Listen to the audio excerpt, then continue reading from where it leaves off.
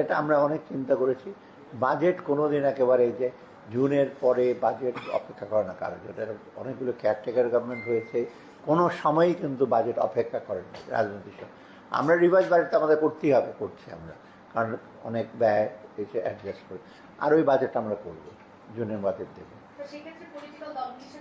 Political দলগুলো করবে কিনা ডিসিশন আমি সব স্টেক হোল্ডার, যারা মেন স্টেক হোল্ডার, ব্যবসায়ীরা, এটা তো বলেইছে কালকে ওনাকে, কমার্সের আছে, ইভেন দোকান মালিক সমিতি, তারপরে ওদের সাথে আলাপ করবো স্টেক হোল্ডার যাবে, আর বিশিষ্ট অর্থনীতিবিদ যারা আছে তাদের সাথে আলাপ করবো।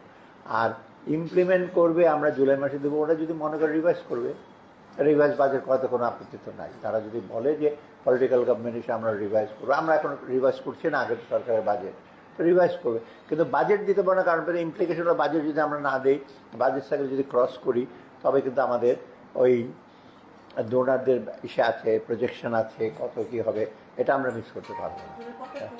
হ্যাঁ, না বাজেট তো আপনারা পাবেন যথাসময়। আমি হয়তো বক্তৃতা দিয়ে কোথাও দেবো, আর কোন জায়গায় বক্তৃতা দিয়ে দেবো আর কি, কিন্তু অ্যাপ্রুভাল তো নেব, বিভিন্ন স্টেজ আছে, তাই না? সেটা আছে, এডিপি টেকনিকে আলাপ হবে।